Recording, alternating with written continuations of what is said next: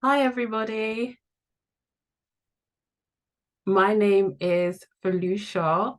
Welcome to our webinar on our right to protest this evening. I'm just going to give it maybe 1 minute because I can see that people are still joining. And then we'll go to the technical things and then we'll start.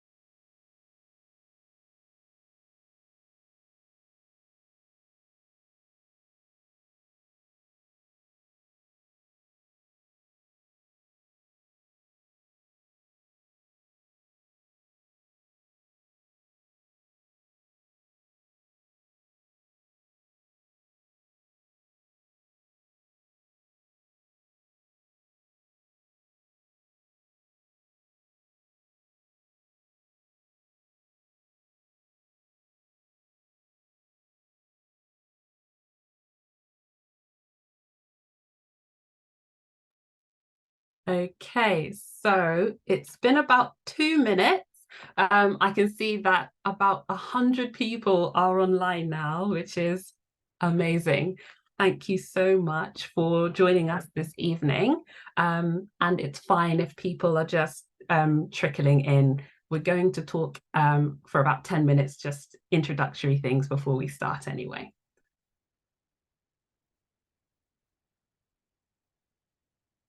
Cool. So first, we're just going to cover a little bit of technical things.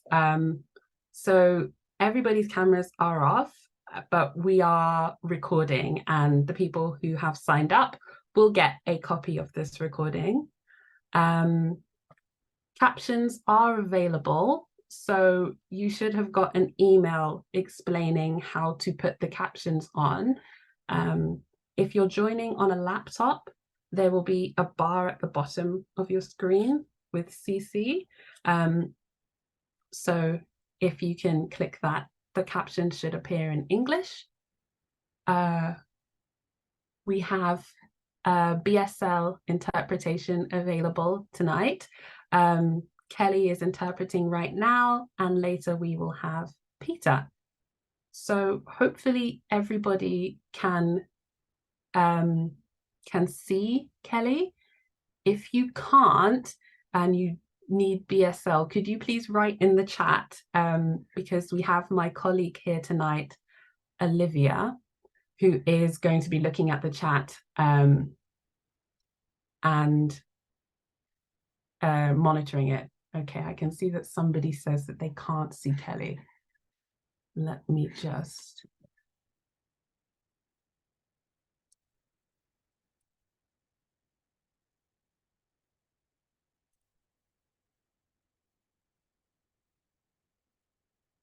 Can you see Kelly now? Okay, great. So I can no longer see Kelly or Peter, but hopefully this means that you will be able to see the interpretation now. I'm so sorry for before. If you couldn't, I will just say the things I said again, so the people who need BSL can see, if that's okay for everybody. So just to reiterate, the cameras are off for everyone, but we're going to be recording. And so people who need the recording will get it after if they've signed up. And captions are available. Oh, the presentation has disappeared. Huh. Okay. Okay. Oh wait, no, somebody says that they can see both Kelly and the slides. I'm not quite sure why it wouldn't show you the slides. You double check as well on your own Zooms if it's maybe the view that you have set, because sometimes you can change, you know, you can only see the person who's speaking or things like that. So just double check that that's all. Someone else has come in and said they can also see the slides. Okay. Okay, yeah. Lots of people are saying that they can see both, so I think we can assume that we're probably all right. But if you do have any issues, then as we say, put it in the chat and Olivia can reply to you. I think we're all right though, Felicia, looking at the messages coming through. Great. Thank you so much. Thanks, Bethany. She's my co-host. And so, yes, so at the end of the presentation, we will have a short time for questions, which will be able to be seen by just the hosts and the panelists. So feel free to write all of your questions here. And we're just getting some messages that we need to speak slowly. So I will do my best to speak slowly. And please message me please message in the chat if I'm speaking too fast. But yes, questions will be available at the end, and we won't be able to get through everybody's questions because there's a lot of you on the call tonight, but we'll do our best. Okay, so I'm going to the next slide. Great. So who are we? So my name is Felicia. I work for Liberty, and Liberty is an independent charity which fights for human and civil rights. And we do this in many different ways. We have legal cases. So that's when we take the government to court when they do things that we think are unlawful. We also give advice and information to the public about their rights, such as this webinar tonight, but we also have resources on our website, which we'll be covering shortly. And we also have a policy and campaigns wing. So the picture I've put on the slide here is from a campaign called Holding Our Own, which is about tackling what the government calls serious youth violence. And so the picture on the screen is of a Black girl with cornrow braids, and the text reads, "Demands for a better tomorrow." So different ways to tackle problems we see. And then lastly, we have an independent investigative journalist team called Liberty Investigates. And they've published a lot of different articles, which you can read online. And when you get this PowerPoint, you'll be able to click on these links where I've provided information. And now I'm going to hand over to my co-host, Bethany. Hello, everyone. My name is Bethany Bale. I'm a Policy and Campaigns Officer at Disability Rights UK with a focus on rights and justice policy work. Disability Rights UK is a registered national charity, but we are also a disabled persons organisation, a DPO. What that means is that we are majoritively staffed by disabled people. We also exist for disabled people. It says here that we are obviously the leading UK organisation run by, led by, and for disabled people. We do a whole variety of work. This includes advice and information, much like Liberty. So we have resources on our website. Apologies. Do bear with me this evening because I do have a bit of a cold. We have resources on our website on a variety of topics, ranging from how to access benefits, how to appeal if you are not able to access what you think you are entitled to, ranging to speaking to your employer about adjustments, and of course this resource that we have here today on protest rights. We also have a shop that has a variety of things on there, including the Radar Key. One of our founding organizations was Radar, so the organization that actually created that scheme. So we do things like that. We do training, but a large part of the work that we do, which of course is my job, is policy and campaigns. So we lobby the government in a variety of areas. I urge you, if you want to learn more about that, to have a look at our website on the tab What We're Doing. But we also have linked here for reference. You will get these slides afterwards, and there will be a recording of this presentation. So all of the things that you see on the slides that are underlined, which are descriptive links for those who may be using a screen reader, they will send you to the links to what we're referring to there. So we have linked here the Disabled People's Manifesto, and we also have a photo on the right here of a screenshot of the Disabled People's Manifesto website. This is definitely not just Disability Rights UK. This was a big collaborative effort by lots of DPOs across the country. It was launched a few weeks ago, and it's all about the key issues that we want to be raising as disabled people in the run up to the next general election. So again, that's linked in these slides that you'll be sent. So I urge you to look at that and learn more about what we're doing there and get involved. If I could have the next slide, please, Felicia. Thank you.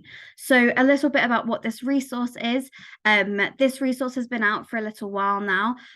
We spoke to Liberty, we have got a good relationship with Liberty, and we discussed the importance of considering intersectionality when we look at all of these resources.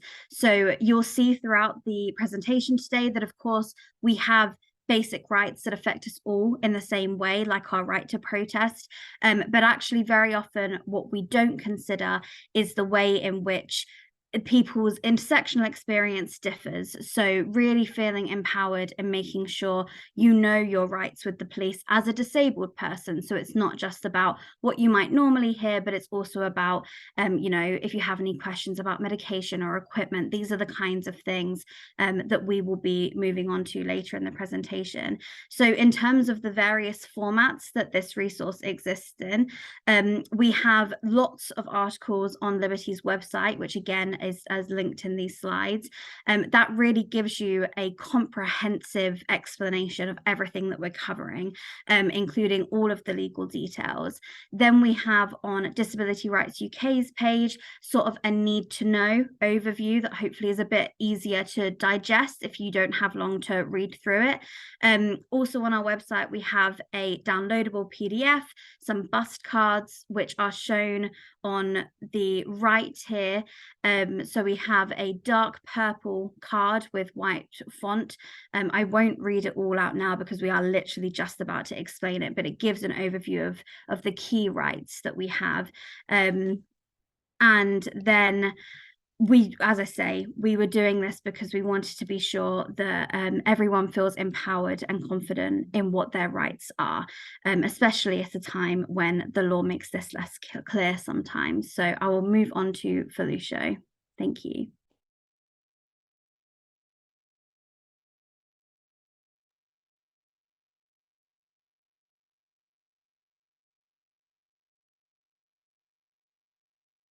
Sorry, I'm trying to move to the next slide. Let's see. There we go. Okay. Thank you, Bethany, for explaining all of that. And so what this webinar will cover tonight is, firstly, we'll be talking about our rights. So what the law says about our right to protest, and then we will speak a little bit about equality rights and human rights law. We are going to have breaks in between. And then after this, we will talk about your rights with the protest, during a protest, sorry, and with the police, followed by a short break, and then some practical tips. Sorry, the break will come before, but then practical tips for protesters and organizers. And as I said at the beginning, so for those of you who are just joining, we will have some time for questions at the end.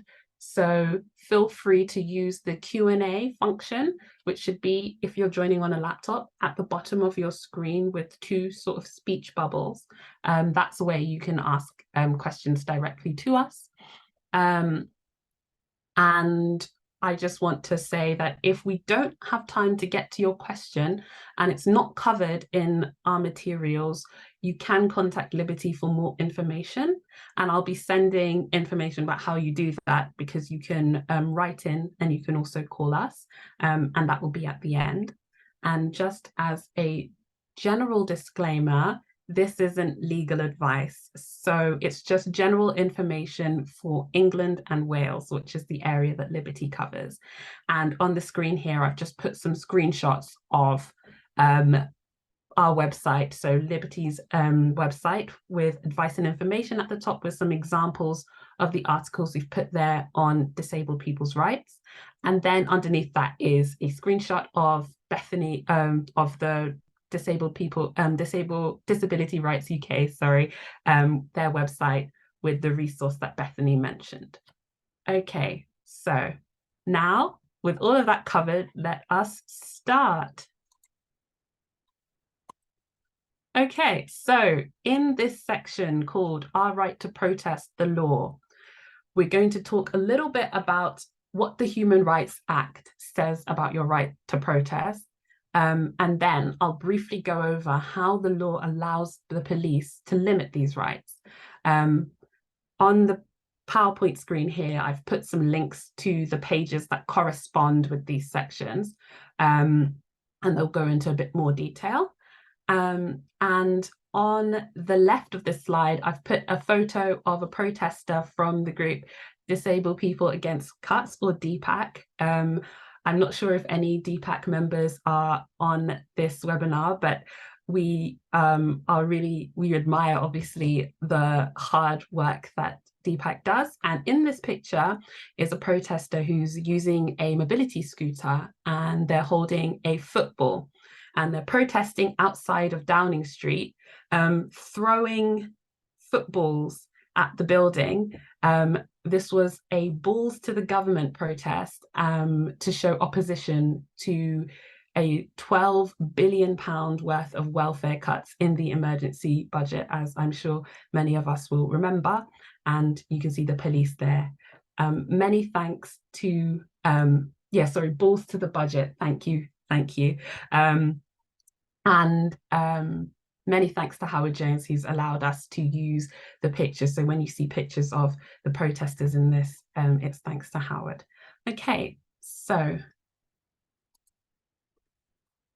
our right to protest, the Human Rights Act, and I've put a picture of the stamp that's on the Human Rights Act and a lot of legislation, just for illustrative purposes. Okay, so the Human Rights Act, what is it? What does it do? So firstly, everybody, and we want to stress this, everyone has the right to protest and to organize protest. And this right is covered by Articles 10 and 11 of the Human Rights Act. So Article 10 covers your right to freedom of expression, which covers speech, but also communication in general and ways that you express yourself through, for example, words, videos, pictures, and actions. And Article 11 covers your right to freedom of assembly and association. So that's going and gathering with people and meeting up with them, which is obviously something that happens a lot during protest. And so in the law, if you read the Human Rights Act, the first paragraph of these articles covers the fact that you have this right. And then the second paragraph explains how it can be limited. So what are these limits? The Human Rights Act in Articles 10 and 11 says that the state, so that would be things like the police in this context of protest, they can interfere with this right, and that can be lawful if certain criteria are met.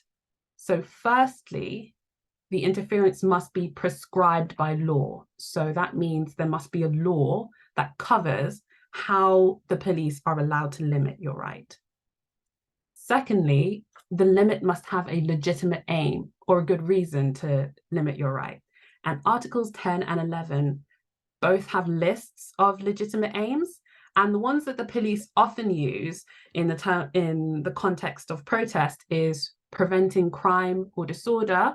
And a lot of the time we saw in lockdown times, it was protecting public health. Now, the third criteria is that the limit must be necessary in a democratic society. And this is often interpreted as it must be proportionate. This means it should only go as far as it's necessary to carry out that legitimate aim that I just mentioned. So the police should always be looking at, if they're making decisions policing a protest, are their decisions to limit protest proportionate? So what in practice in England and Wales do these interferences with your right to protest look like? So the two main ways are by conditions and prohibitions or bans. I'll first talk about conditions and then I'll speak about bans. Okay, so what are conditions? So conditions are limits that the police can put on protests, and there are many ways to do this. The law actually allows the police a lot of choice or leeway as to what conditions they can put. It can be whatever they think is necessary or appears to the officer as necessary. But often it will be things like regarding the location of the protest. So telling you that you can have the protest, but only in a certain place. Or it can be about the number of people. So you can only have a certain amount, say 20 or 30 people, or limits to do with the timing of the protest. So you can only have it for 1 hour between 2 p.m. and 3 p.m. These are all examples of conditions. So that's what conditions are. But if we're getting into a bit more detail, what are the laws that allow the police to place conditions on protests? So in the words of Article 10 and 11, like I just described, how are these limits in practice prescribed by law? So the rules on what the police can do are mainly found in the Public Order Act 1986. And this is a law that allows the police to put conditions on protests that could cause serious public disorder. So I've put a little monster there to represent disorder, serious property damage, so a hammer breaking ground, and serious disruption to the life of the community. So I've put a picture of some houses next to a road. And recently, 2 more laws have added to this, so added to the law of conditions. However, and unfortunately, they have made it easier for the police to put conditions on protests.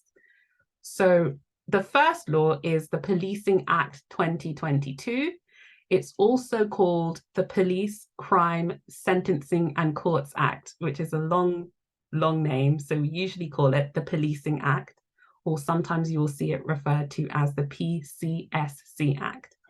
And it made a lot of changes, but the main one is that it gives 2 new situations where the police can put conditions on a protest march if it's too noisy. So you might have heard about this noise trigger. That's what this is referring to.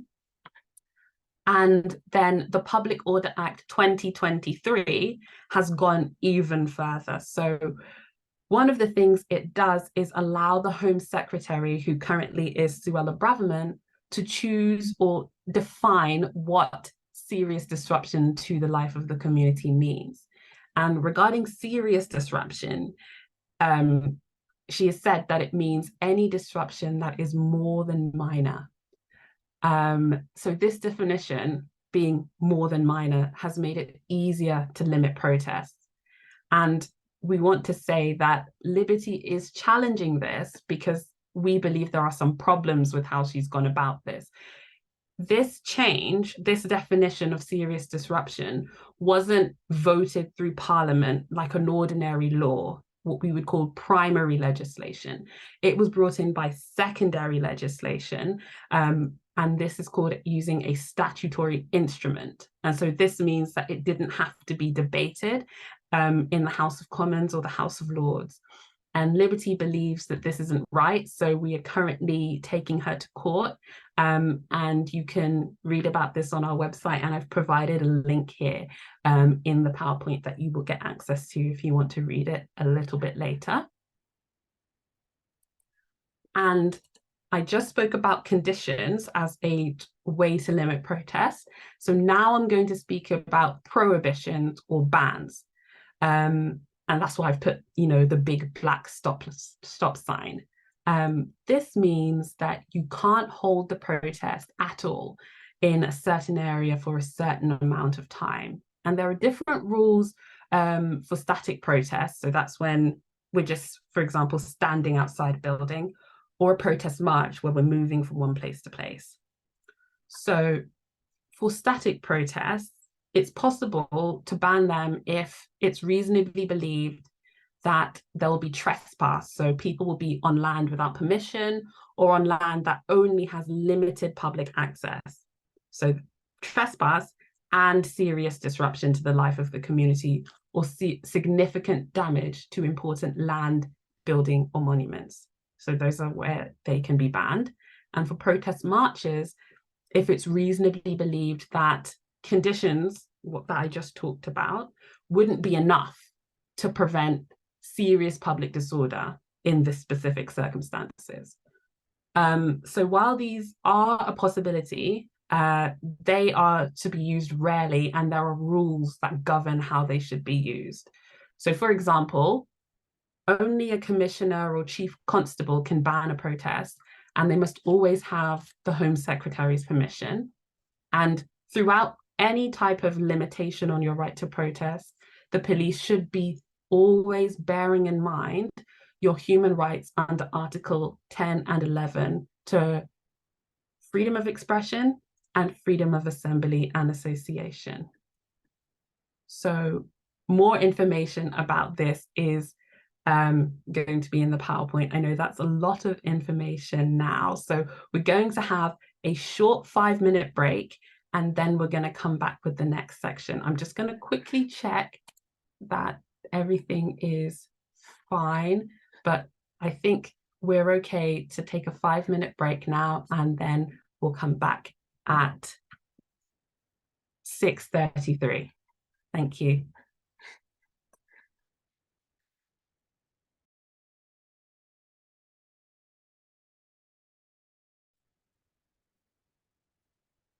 Hi, so we are back. Hopefully everyone can see me and hear me. Cool, so I'm just going to pass on to Bethany for this next little section. Thank you, Bethany. Thank you. I just say as well, I'm aware how much we have to cover in a short space of time. So sometimes I can start talking faster without realizing. So I apologize for that, and definitely do feel free to put it in the chat if I have started doing that and not realized. So this next section is all going to cover equal rights. So specifically what we mentioned earlier, the bits of the law that don't always apply to everyone. So broadly, we're going to look at the Human Rights Act, the Equality Act, and the PACE Code. So I won't explain that now because I will explain it in the next few slides. But again, thank you to Howard for the photo that we have on this slide here. We have a man who has attached himself to a London bus, I think either via a handcuff. It's not quite clear to see what is attaching him. He is sat in a wheelchair, and hooked onto his wheelchair is a sign that says, "Stop the cuts, the disabled didn't cause the recession." And then around him are many London Met police officers, one of whom is trying to detach him from that London bus. If we could have the first slide, sorry, please, Felicia, thank you. So I'm going to start with a very broad overview of, thank you for that. That is a Deepak co-founder, thank you. So that's who was in that protest there. So I'm going to start with a very broad overview of your legal protections. We will go into the details of which laws and what parts of the laws and where these are limited. But I think although that information is useful to have, sometimes it's a lot harder to remember off the cuff, and can be hard to sort of digest. So as a real strong, foundation for how you are broadly protected, number one, the Human Rights Act and the Equality Act make direct discrimination illegal. So you cannot be treated worse because you're disabled. That is always illegal under any circumstance. That is kind of our most basic understanding of what discrimination is. So although not relevant in this context, it would be sort of the typical, I'm not hiring you for this job because you're disabled. And then we also have, you should not be made to feel bad or embarrassed, because this could be harassment. And if it is, then that's also always illegal. So I'll explain that a bit more in the next slide. But generally, that is an additional protection that should not happen to you. You should also not be disadvantaged because of your disability, and you should not be treated worse because of something arising from your disability. So, for example, perhaps you're using a mobility aid, or perhaps you have an assistance dog with you, and the discrimination you face is as a direct result of kind of your aids rather than you yourself. That would be considered discrimination arising from disability. So we'll get into the details of this now. If we go to the Human Rights Act first. So the Human Rights Act is probably the simplest. As we've already said, also sorry, sometimes I get distracted by the chat that comes up if I look like my eyes start. So the Human Rights Act applies just to public bodies, so it doesn't apply to private services. It, as we've already said, makes direct discrimination illegal. But also, what's really important to know with the Human Rights Act is it's not just the fact of how you are treated as a disabled person. It's also about ensuring that your rights, all of your other rights under the Human Rights Act, aren't denied because you're disabled. So if we think about your right to privacy, your right to protest, your right to be free from torture, all of these different articles, you should not be sort of infringed from being able to access those rights purely because you are disabled as well. So that's a really key one to keep in mind. If we could have the next slide, please. Thank you. So more detail on those specific types of discrimination that I mentioned earlier. So we know that the Equality Act is public bodies and private service providers first off. So we have kind of that additional breadth of people who are responsible under the Equality Act. So this is, again, although not necessarily relevant to protest, it would be cinemas and gyms and employers and all of those kinds of people, as well as the police and NHS staff and, anyone else in the public sector. As I'm sure lots of you already are aware, the Equality Act is not just for disabled people. It has 9 protected characteristics, but today we are focusing on those who are disabled. Just to touch briefly on this, I think it's important to recognise that the Equality Act defines what a disability is. You can look more about this online, but I think it's worth mentioning that the definition here says a physical or mental impairment that has a substantial and long-term negative effect on your ability to do normal daily activities. So I think often, I speak from my own experience as well, we can feel as disabled people that we are not disabled enough, or not sort of, we don't need enough support to ask for support in the first place, which is not true. Everyone, has their right to support and to identify as disabled.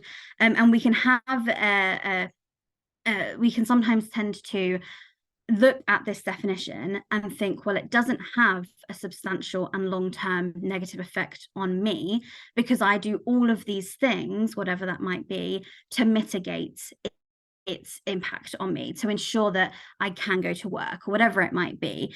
And actually, that's not acknowledging that you do all of those things, you make all of those adjustments for yourself to ensure that you can access what you need to. So it's basically just to say, don't invalidate your experience. Of course, it is valid however any of you choose to identify, but recognize that actually, if you woke up tomorrow as someone who had never experienced disability, and you know, felt the way that you did and had to make all of those adjustments in the way that you would, that would be a substantial and long-term negative effect on your ability to do daily tasks. So it's not asking, can you not do anything? That's not what it means. But really making sure that you kind of don't, as I say, invalidate your experience in that sense. So those different types of discrimination, obviously I already explained them earlier, but what I wanted to make clear here is the one on you should not be at a disadvantage and you should not be treated worse because of something related or arising from your disability.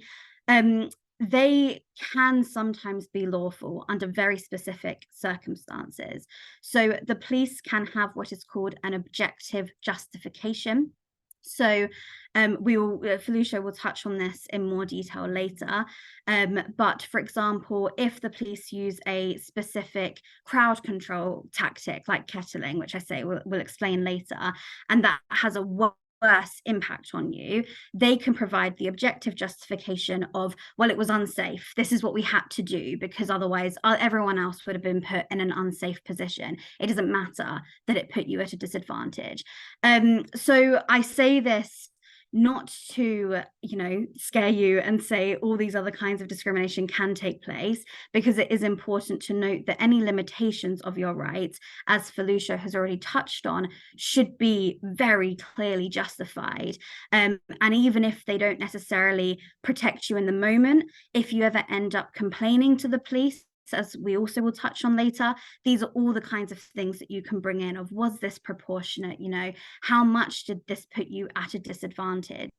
On harassment as well, as we've already touched on, lots of people don't know that that's actually part of the Equality Act. So if, for example, a police officer put you at a disadvantage and then made you feel embarrassed or bad about the fact that you had spoken to them about it, that could be classed as harassment under the Equality Act. And if it is, then that is also always illegal. They can provide no objective justification for that to happen. So on the next slide, thank you. We look a little bit more, oh no, the next slide, sorry. Thank you. We look a little bit more about what I mean by being put at a disadvantage. So although you are already protected under all of those kind of types of discrimination that I've mentioned, there is also an additional legal protection under the Equality Act that is the legal obligation to provide reasonable adjustments. So lots of you probably will have heard of this phrase already. It's another one that we hear a lot in the employment context, but it is also relevant when it comes to protests. So it is relevant in how the police deal with you one-on-one, same as well any public sector worker, any private service. But it is also about the policies that they make as well, which we'll come on to that a bit more later. But to just highlight what it says here, we have a photo of some paper chain men all holding hands. So reasonable adjustments are adjustments made to basically try and prevent you being put at a significant disadvantage. So this would be, if you were kettling, making sure that you had a safe route for those who are disabled, or making sure that perhaps a disabled person who's not even part of the protest wouldn't be sort of caught up in that kettle and then unable to leave. So it's also the kinds of things we hear about in terms of extra time in an exam, or, you know, whatever it might be, although obviously, again, a bit of a different context there. It's important to note as well that this is an anticipatory duty. This is something that is often missed when we talk about the Equality Act. So it's not the case of, you know, oh, we've planned this without disabled people. How could we have known that they were going to come? It's not our fault that we've not thought about this. The law is actually very clear, again, in all of these contexts, that you should be thinking about this in advance. You should be planning for, if disabled people were there, could our policy be putting them at a disadvantage? And in terms of, as I say, your experience one-on-one with the police, they don't need to know that you're disabled for them to have that legal obligation already to be considering. I've just seen a question there about what is decided as reasonable, which I think is really important. I'll make a note to Olivia, if you could note that down as one to answer later. I think that is a good one to ask, but I won't get distracted by that now. I think in terms of, so when you're being dealt with sort of one-to-one with a police officer, they don't need to know that you're disabled, but also if they do, then even more so, they have that legal obligation. If you were to say, for example, say you were being handcuffed and you said to a police officer, I am disabled, this could put me at serious risk, you know, maybe I have brittle bones, or maybe this is far more painful for me, or whatever it might be, and they ignore that, that could definitely be unlawful, because they had all of the information and they were actively choosing not to uphold their legal obligation to make reasonable adjustments. If we could have the next slide, please. So the public sector equality duty, it is separate from reasonable adjustments, everything that we've just covered. But on that point of, it's not just about one-to-one interactions, it's also about your policy and your planning and your proactive planning. There is a whole additional legal obligation for public sectors under the public sector equality duty. So it's a very similar thing in terms of what we've already touched on, that if there is a protest that is happening and the police are planning to have a presence there and they were sort of planning their day, they have to be considering the adjustments and the ways in which their policy could indirectly discriminate against disabled people.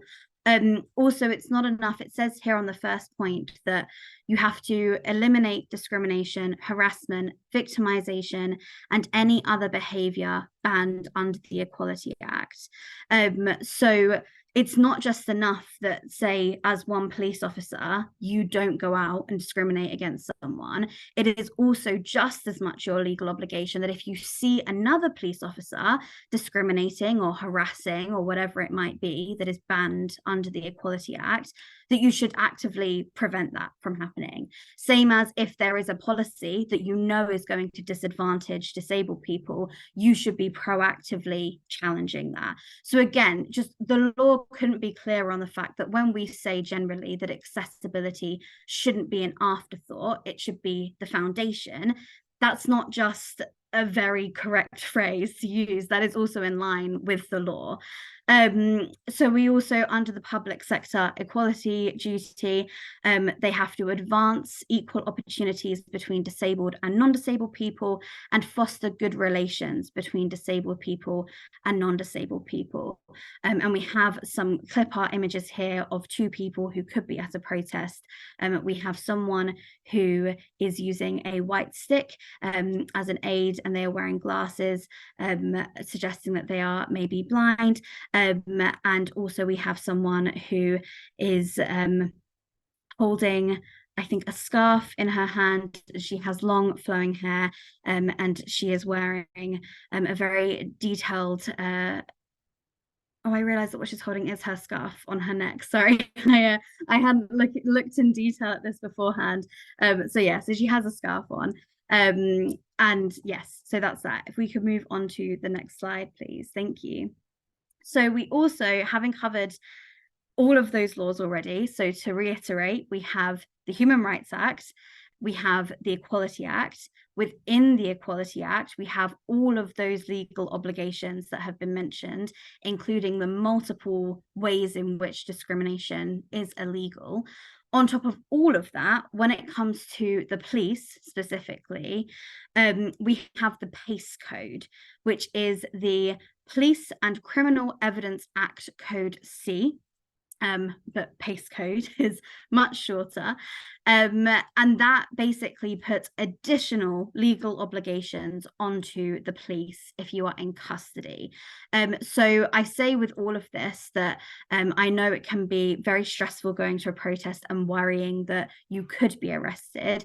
We're not saying this because we think all of you are going to be arrested if you go out on a protest.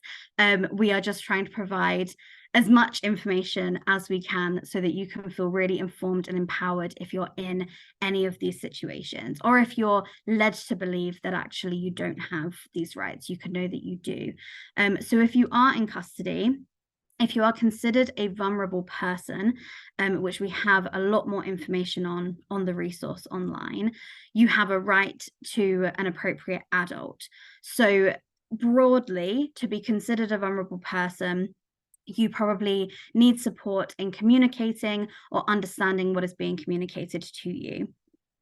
And if you were to have an appropriate adult, broadly, this is someone who can support you in that communication, not only, as I say, yourself communicating, but understanding what is being said, making sure that you know your rights and reporting any abuse or discrimination if it does take place. Also, where relevant to specific groups, we also have the legal obligations of the police to provide a BSL interpreter, to look after your service dog, and to provide an accessible cell. But as I say, there's a lot more information on that on the resource. And we have some images here as well, just to highlight those points. A woman who is looking quite stern in a suit pointing, who is our appropriate adult. We have two hands that could show someone signing BSL. We have a little photo of an assistance dog, and an icon for a accessible cell as well of someone in a wheelchair. So that's that, and Felicia will take us through the next section. Thank you. Ooh, thank you, Bethany. Okay, so in this section, before we have a break, I'm just going to briefly cover our rights during protests, just some specific scenarios and explaining about our rights. So we won't cover our general rights and other general tips during a protest, and we have linked that in the summary, which you will get a copy of. But we'll be focusing on what the law says, for example, about taking our equipment and kettling us, which is a tactic to control protesters, and also complaining about police behaviour. And here we have another photo of two disability rights activists who are sitting in front of a red London bus protesting about the inaccessibility of many London buses. They are holding signs which read "Pensioners demand step-free access" and "accessible buses now." And they've put a sign on the bus also that says, "Don't deny me my right to travel." And a uniformed police officer is crouching in front of them. Thanks to Howard again for that photo. Okay. So, can the police take away my equipment? This is a question that many people have, but particularly disabled people have. And so I just wanted to say up front, there is no sort of generalized way, there's no law that provides the police the right to specifically target disabled people and remove their mobility or assistive equipment, because that would most likely be a very strong example of direct discrimination. However, there is a way that the police can seize items that they reasonably believe have been used or are likely to be used to cause harassment, alarm, or distress. And this is in section 37 of the Antisocial Behaviour Crime and Policing Act of 2014, so Section 37. However, Section 37 does have some rules on how this section can be used. So the police must have already issued a dispersal order under Section 35 of that Act. So what's a dispersal order? It's an order that says you must leave this specific area for up to 48 hours. So they have to do that. And then they could make a section, use Section 37 to seize items that they believe are reasonably believe would be used or are likely to be used to cause harassment, alarm, or distress. And there's also procedure that the police have to follow, such as communicating to you in writing unless it's not feasible to do so, letting you know that it's an offence. And there are other procedural requirements that I'm not going to get into just because we're a bit short from time, but we have this on our website that lists them in detail and then also links to the statute if you want to read it on the government's website. I just want to say also that the equality laws that Bethany just explained, so the Human Rights Act and the Equality Act, will still apply.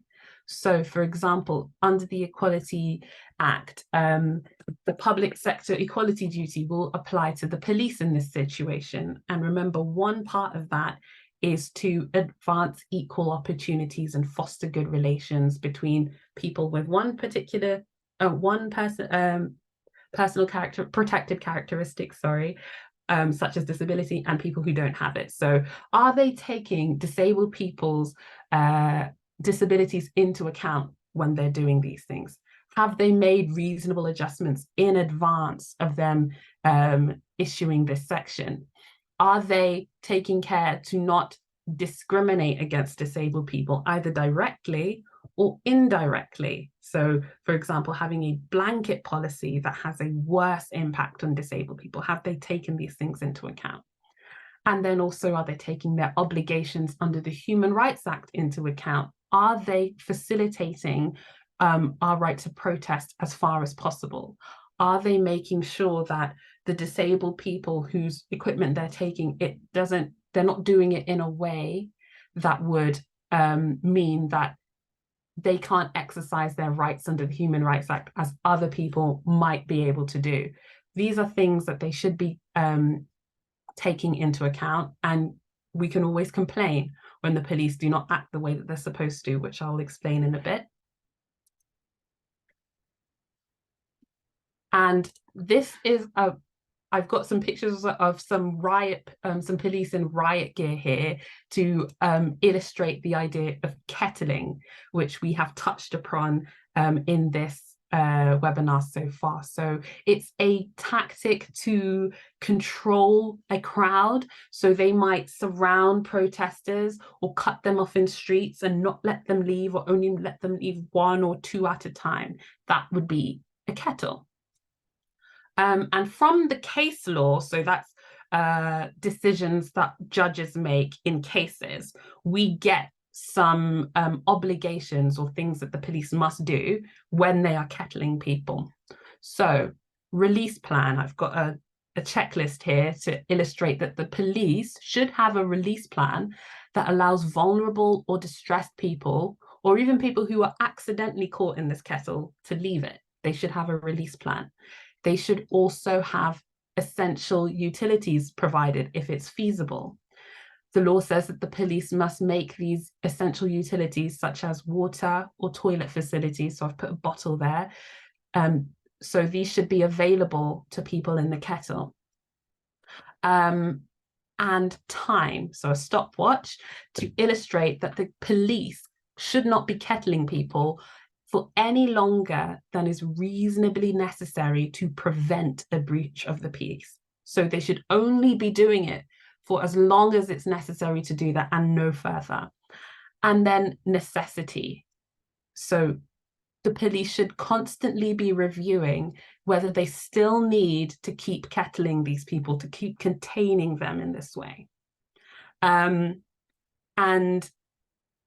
as I said earlier, the equality laws still apply. So the police should be thinking Are we facilitating the right to protest? Are we only going as far as necessary? For the Equality Act, have we made reasonable adjustments to this policy? Have we kept in mind the public sector equality duty? Are we taking people's disabilities into account? These are all obligations that the police have under the law. Obligation meaning something they have to do, not just something that would be nice if they did it. They have these obligations. And then finally, our rights with the police in terms of complaining and taking legal action. So you can always complain about the police if they've treated you wrongly, if they insulted you, if they acted in a way that was not good. And you can make a complaint for yourself, but others can also make a complaint on your behalf, and you can make a complaint on another person's behalf with permission, of course. And you can complain directly to the police force that was involved or to the IOPC, which is the Independent Office for Police Conduct. It's sort of a body that oversees how the police are behaving. And some things that the IOPC will deal with directly. For example, if there's a complaint relating to serious misconduct or assault, so somebody was very seriously injured or lost their life. We have guides on our website about how to make a complaint to the police, and we would always advise that people write it down if possible, and include details, as many details as possible, like the date of what happened, the names of the people who were involved, any police officer names or a badge number if you have it, or any relevant detail. And then we also advise people to look up the standards on police behavior. And we've explained this in a sort of simpler way on our website. And that's why I've put this road sign saying standards. And the standards of police behavior are, I think, around 10 different standards or ideas that the police should be living up to, such as they should not be discriminating against us, which seems obvious. They should be conducting themselves in a manner that befits their occupation. That is to say, they should not be being insulting or using excessive force, for example. And it's always good if you're able to point to a specific standard that you think that the police have not met in your situation. It gives your complaint a little bit of weight. And lastly, we always advise people or recommend that they ask for their complaint to be recorded. Now, recording a complaint means that the police have to follow a sort of formalized way of dealing with your complaint. They can't just, informally resolve it over the phone. There's a procedure, and complaints are not automatically always recorded. So it's always good to ask, I would like this complaint to be recorded, please. And sometimes police behavior is so serious that you think that they've actually broken the law and you want to take legal advice on what you can do about this. And this includes things like your right to stand up for your rights underneath the Equality Act and take the police to court about that, or the Human Rights Act. And we have more information on this on our website. These types of actions, as well as things like which aren't related to the Human Rights Act or the Equality Act, but other things, all come under the umbrella of actions against the police. So we recommend, if you've been in a situation where you think something has happened here that is unlawful, you can speak to a solicitor who specializes in actions against the police. And we've got information on how you can go about finding this type of legal professional.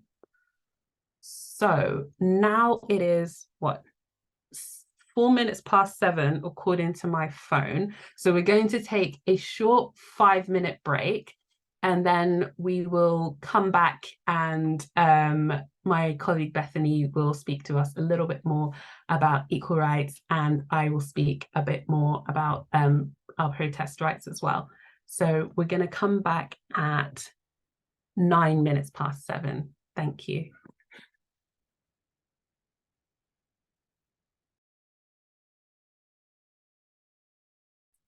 again.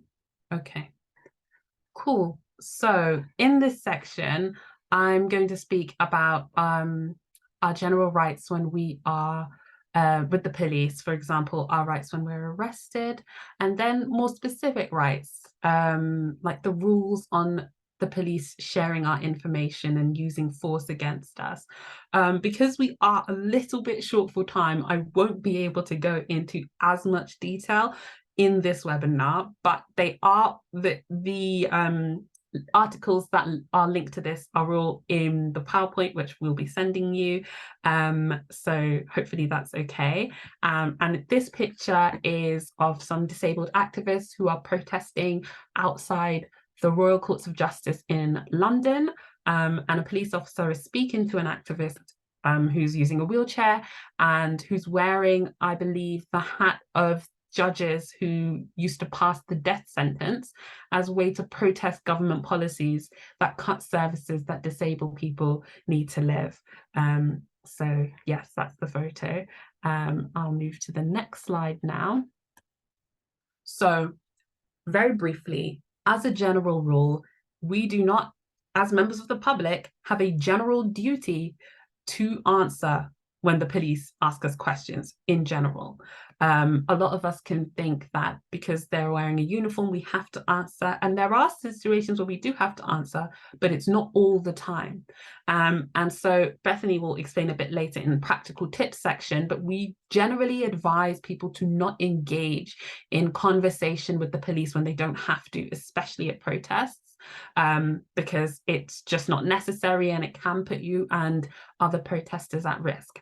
However, if the police believe that you are behaving antisocially, which has a specific definition of your behavior is causing other people harassment, alarm, and distress, then the police can ask for your name and address.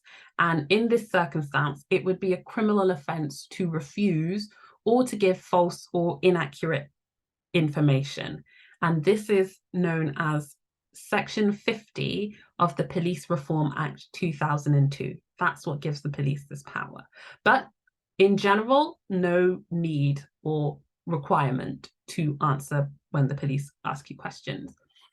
And also, there are the PACE codes, which Bethany's spoken about them in relation to our rights as disabled people when arrested or taken into police custody or when we are detained. But they apply much broader than that, and there are different codes for different aspects. But in general, they explain how the rights that we have when we're arrested, such as the right to know what we're being arrested for, the right to know who is arresting us, like what the identity of the officer is or their number. When you are brought to a police station, you should be told that you have the right to legal advice and also to look at what the codes of practice say that the police should be doing. You should be given medical help, for example. And then, of course, there are specific rights for vulnerable people and certain disabled groups that Bethany mentioned, such as deaf people, hard of hearing people, and their rights to interpreters. And as always, the equality laws apply. So the Human Rights Act applies when you are arrested. The Human Rights Act applies when you are being brought into custody, and so does the Equality Act. And we shouldn't be treated in a way that is directly discriminatory against us because we're disabled. Now, this is our rights with the police sharing information. So I've got a little graphic of people who are linked to show how information can be shared. I'll briefly talk about this because it is quite a complex topic and it's a little bit too much to fit into a webinar that covers other things. But briefly, we all have the human right under Article 8 of the Human Rights Act to privacy. And the full title says private and family life, home and correspondence or communication. However, like Articles 10 and 11, there is ways that the police are allowed to lawfully interfere with the right. For example, if it's governed by law. So if there's a law that explains how personal data can be shared by the police, in the UK, we have the UK General Data Protection Regulation, or UK GDPR, which I'm sure many of us have heard about, and also the Data Protection Act 2018. And on our website, we go into a lot of detail about what these laws specifically say.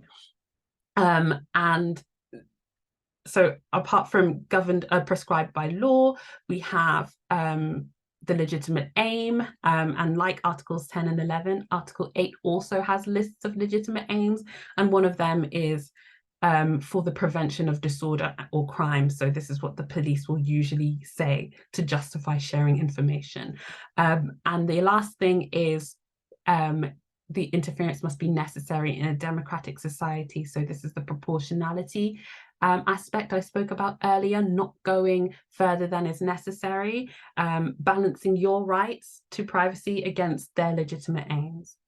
So as I said, unfortunately, we don't have time to go into as much detail about this, but please look on our website, and Bethany will cover this a little bit later, but there are ways to reduce risk about this. So trying to be less identifiable, not wearing distinctive clothing, and again, reducing the amount of conversations we have with the police can go some way to reducing this risk.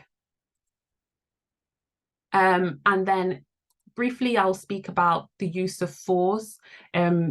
When can police use force against us?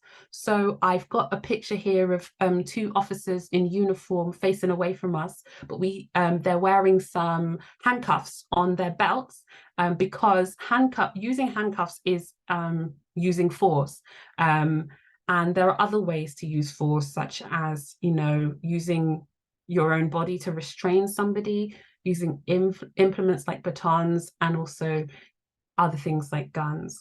And so from the law, we get three main reasons that the police that allow the police to use force against us: to prevent crime, to lawfully arrest someone, and when it's necessary to do so in order for the police to carry out their lawful duties. And then there's also the common law use of force for self-defense or to defend property. However, the force must be reasonable, which means it should be justified in the circumstances. Was there a need to use force in the first place? And proportionate, it should not be excessive. The force used should be the minimum required. We have more information about this, but I want to stress that the police should be respecting and protecting human life and minimizing damage and injury. And there are some special rules for certain categories of people, such as under 18s.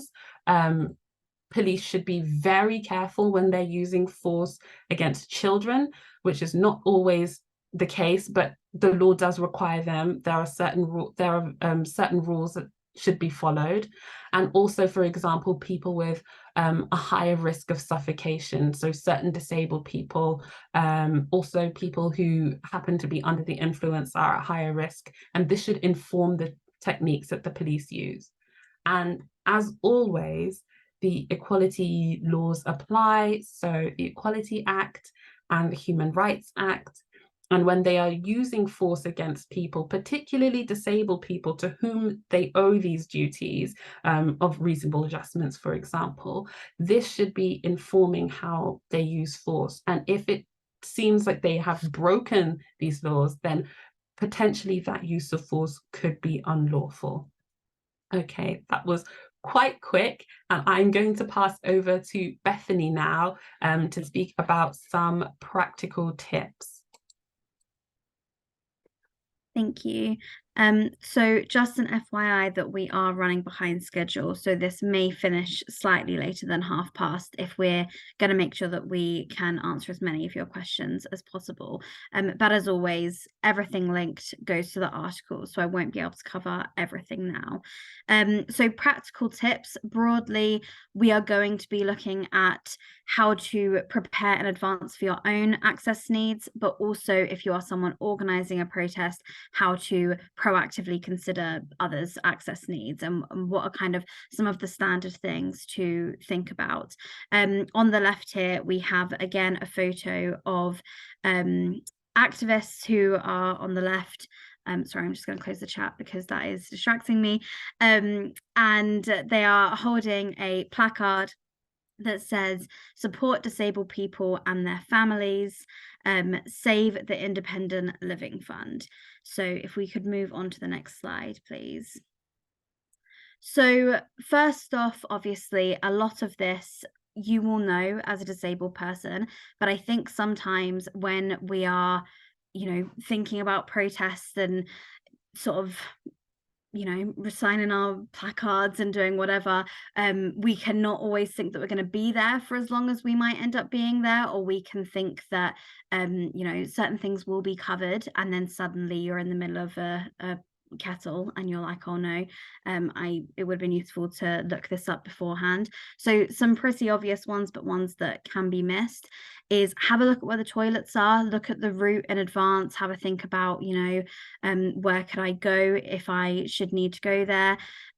Things like noise, obviously, that's something that you won't necessarily have much control over, but if you are someone who might get overstimulated or anxious by noise levels, consider that in advance and maybe take some headphones, or maybe when you're looking at that route, consider where could I go if I had to sort of dip out for a minute and take a quiet moment.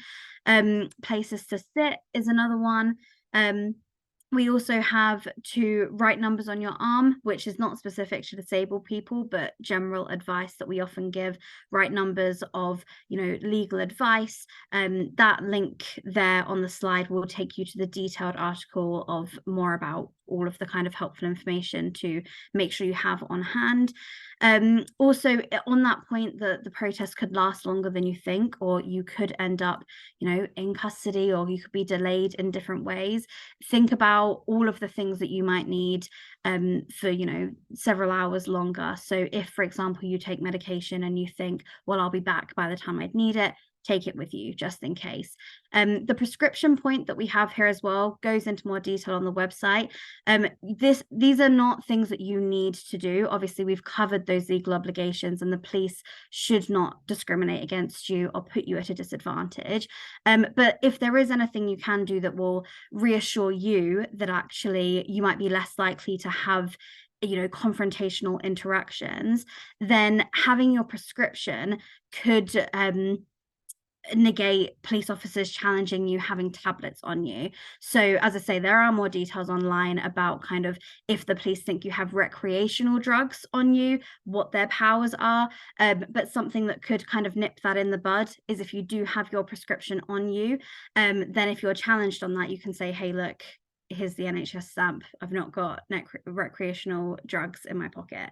Other kind of more obvious things like having chargers or portable batteries with you, other kinds of batteries, particularly for any assistive equipment that you might have with you, and obvious ones like food and water as well. And also, if you're able to, considering others in that too. So maybe bringing some extra along for others that might have not considered this.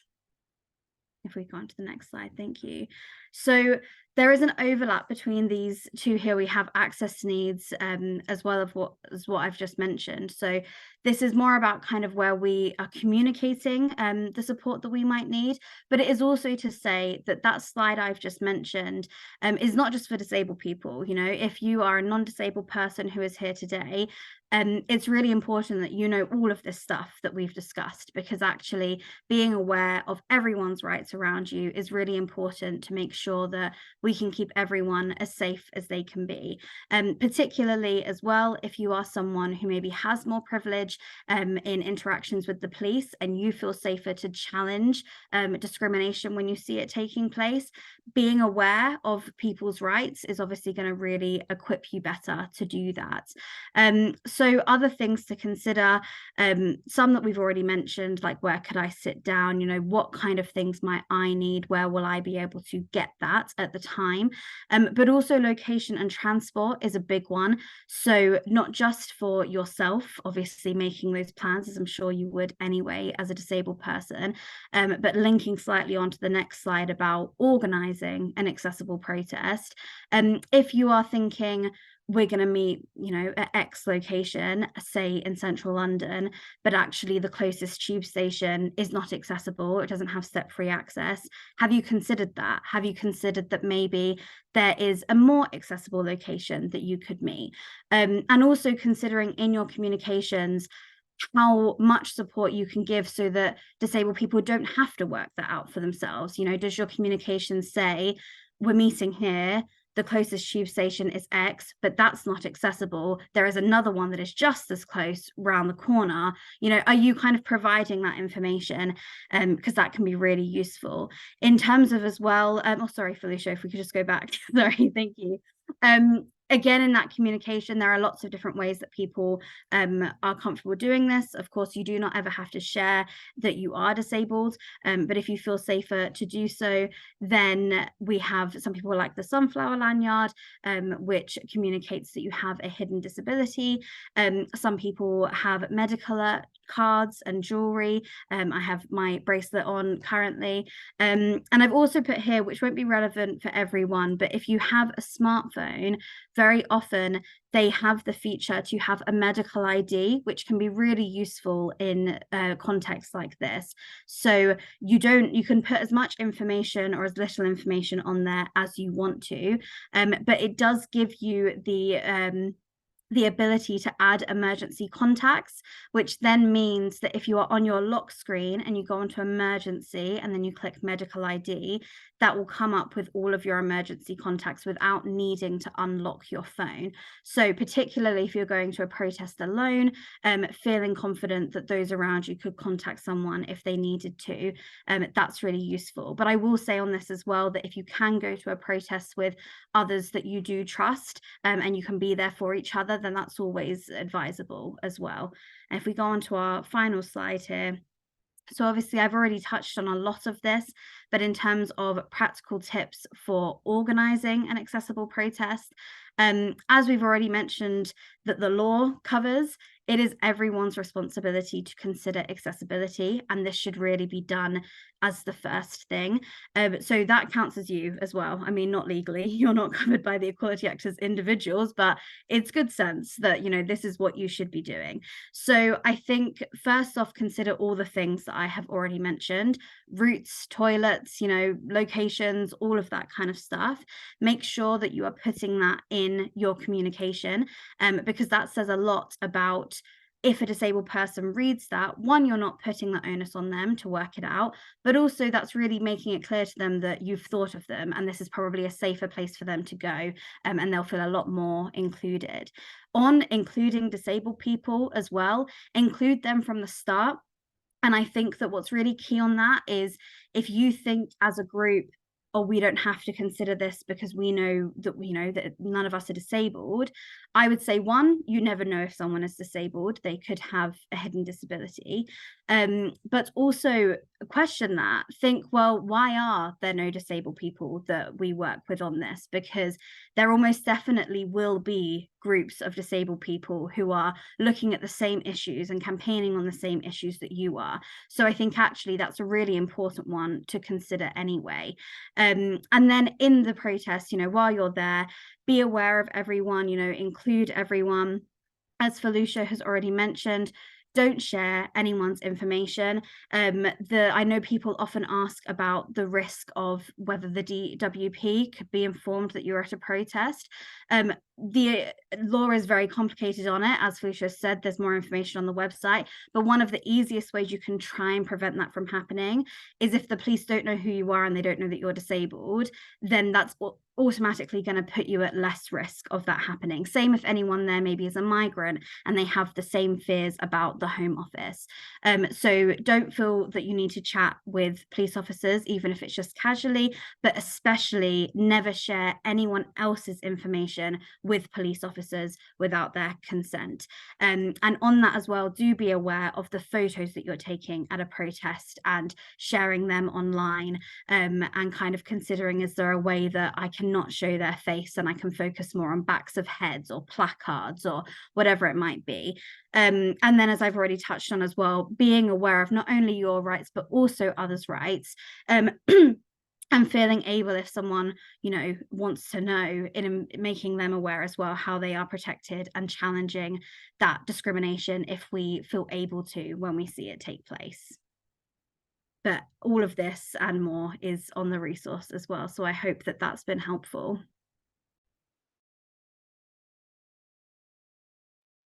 Thank you so much, Bethany, for covering that hefty chunk so succinctly. So we are out of time, but if possible, we're going to just have 5 minutes for questions. I can see that there is a lot of questions in the Q&A box. I'm not sure, Olivia, if you've managed to identify some for us to answer. Just put some into the chat now. Oh, great. Thank you. I'll just read them now. So we've got 3 similar questions here. Reasonable adjustments. Who decides what is reasonable? Is it you, is it the police, or you, or a court? Reasonable adjustments for some disabled people is different from non-disabled people. Should that be reasonable adjustments? And who decides what is proportionate?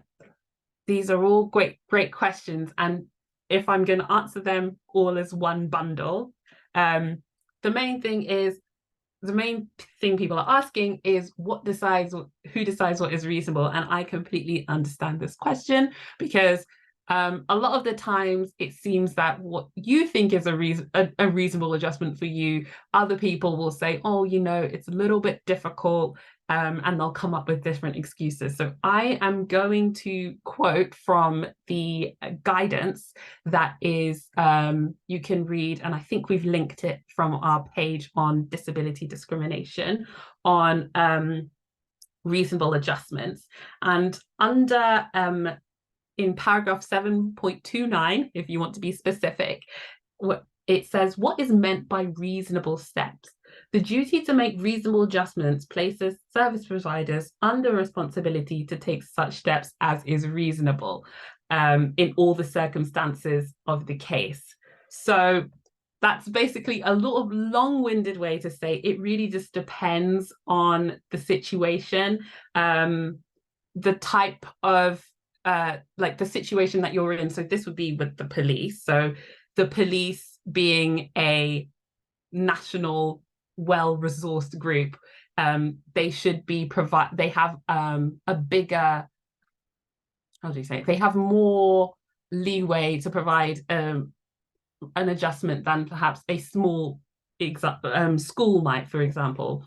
And also they need to take into account the effect of the disability on the individual person, or if we want to say it in a better way, the effect of not providing that reasonable adjustment. So, for example, if it's things like communication, they might think that, oh, most people are able to read 12 Arial font, but some people actually need it bigger. And you will say, okay, you need to provide me with some larger print information in order for me to read this. And so the police should, I think many police services do provide larger print things, and I know that the NHS definitely does. And so when you have an example of what another service does and has provided, that's a really good way to say that what you're asking for is reasonable, because if it wasn't reasonable, no one would ever provide it. But to your point, it can also depend on whether you end up taking this to court. If you and, for example, the police have a different idea of what is reasonable, then it would be for your lawyers to argue this in front of a judge, and the judge would decide in that case what reasonable means in that situation. But the point is, it's situation dependent. So if you're trying to say that this is a reasonable adjustment, you need to provide a lot of, or you demonstrate or show some evidence as to why it's reasonable for them to do this for you, and why it would be unlawful if they didn't. Bethany, I can see. Do you want to chime in? Yeah, I just wanted to add, I mean, assuming you finished on that point, because I don't want to cut you off. Okay, perfect. I just wanted to add 2 brief points, one related to that and one separate one. So out of the protest context, something that we often hear in the employment context is that if someone goes to see an occupational therapist, employers like to say that they do not have to follow the occupational therapist's recommendations, which is true. They don't specifically have to follow that report. But I think the reasonable adjustment point is a really good one to make here, because the law is incredibly clear that they have to make reasonable adjustments. And in the specific settings like employment, where you have very recognized processes by which a qualified individual can say, I think these are the adjustments that this person needs, that's just good to know that, you know, it's a slightly irrelevant to protest, as I say, but I thought it might be helpful, that I know often in my job people will say that this is what my employer says, but do you feel empowered to be able to say yes, but you do have a legal obligation to provide reasonable adjustments. One last thing I just wanted to add as well and clarify, we had a question come through which is really important on what I said about not sharing your information with the police. They've said, does this mean that if you are visibly disabled, the police can share your information with the DWP? So as we say, information sharing is incredibly complex in terms of the law, but there is more information on the resource. The specific point that I made, because I don't want you to think that I was just considering those with hidden disabilities, is that broadly, this is very broadly and not legal advice, and Felicia, feel free to correct me, if the police think that you are fraudulently claiming benefits, they can find justifications lawfully due to lots and lots of different things that I can't go into now, to share your information with, for example, the DWP. The reason why I gave the example of someone with a hidden disability is that we know generally the way that benefits are given and kind of the gatekeeping that can happen in that. If someone is seen to be walking and is in receipt of benefits, that does not mean that they're fraudulently claiming benefits. We know that, but that could, for example, be a reason that was given. We've seen this person outside and walking, and therefore we think that they could be fraudulently claiming benefits. So that was the reason that I meant that if there was someone who was not visibly disabled, but you spoke to them and said, you know, I'm disabled and I claim PIP, they could, in theory, say, well, then why are you claiming PIP? That's obviously very flawed and not really the way that any of that should happen. But we wanted to make it clear that that risk does exist. In terms of those who have a visible disability, it would be about, it's not the case that if a police officer sees a disabled person outside, they're going to go and tell the DWP. They would need to have a justification to prove why sharing your information is trying to enforce the law that you are fraudulently claiming benefits. So as I say, that is very, very broad and not a specific explanation of the very complex law in this area. And I don't know, Felicia, if you want to correct anything that I've said, but I just wanted to clarify that point, that that was sort of the example that I was giving. Yeah, thank you, Bethany. And I completely appreciate that it's very difficult to synthesize this information. It was so hard for us to even whittle down the slides for this webinar, but we do have this explained in a little bit more detail on our website. The name of the article is, Can the Police share my personal data. And it breaks down what the law says, the different laws that apply, and the steps that the police should be following to share your personal data, depending on the purpose for why they're sharing it. So it does go into quite granular detail. And so we would really encourage you to check that out if you haven't yet. And feel free to get into contact with us if it's still not clear, because I completely understand it is sort of a labyrinth, data protection law. I'm just going to, I've just seen from the chat that, okay, Olivia said that we've got some questions that are answered on our website. For example, video recording a protest, we have an article on that. We also have a question about the definition of serious or significant disruption, and Olivia has linked the article in the chat as well. It's called Public Order Act New Protest Offences. This is an article on the new crimes that the Public Order Act brings into law. And just in general, I know that there was way more questions than this on today that we haven't got through. I will be sending, hold on, let me change the slide so you guys can see. We will be sending an email with some links to these parts of the resource and their longer articles as well, so you can have it in different formats. Bethany, I am gonna end, yeah, we're not gonna get to any other questions.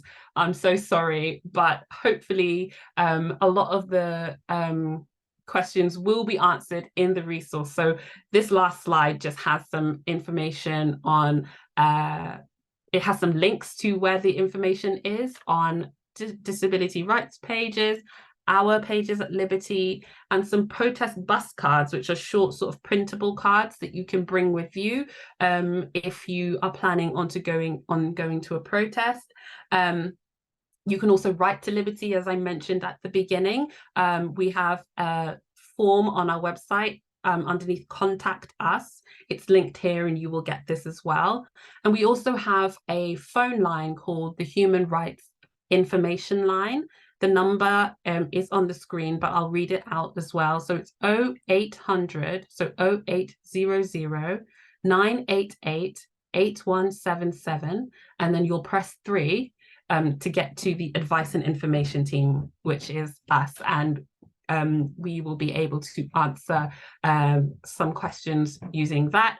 We're open Monday and Thursday evenings from 6 to 8 p.m. and Tuesdays 12 p.m. to 2 p.m. So noon to 12 p.m. Right, so wrapping up very rapidly, I'd like to thank our BSL interpreters, Peter and Kelly. I can't see them in this view, but hopefully you can see them. I think they are phenomenal, so a lot of thanks for you today. I would like to thank also the team at DRUK, my co-host Bethany, her colleagues at DRUK, and also my colleagues Olivia, who's on the call tonight, and other people who really helped make this webinar happen, and everybody who joined from yeah, Bethany, I've seen your point, from other organizations and have spread the news. We really appreciate that. We also want to thank Hanifa Hussein. She is a disabled scholar who helped us really put together some of the practical tips, as she uses a wheelchair, I don't, so she was really helpful in giving some tips there. And Bethany, I know you want to say something quickly. Yes, I just wanted to make it clear as well that alongside all of the resources online that we've mentioned, we are also working on making some TikToks on both of our pages to really make these even more bite-sized pieces of information. So our TikTok is at DisRightsUK, and Liberty's TikTok is at Liberty HQ. We can link to this in the email that we send out with all of the slides.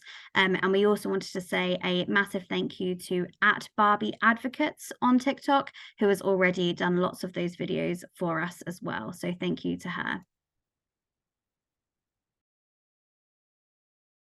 Sorry, struggling to unmute there. Thanks, Bethany. And so as we wrap up, I just want to give a final thank you to all of the disabled people who throughout the years and in different countries have fought tirelessly for our justice and our liberation, who have fought for a better and more equal world.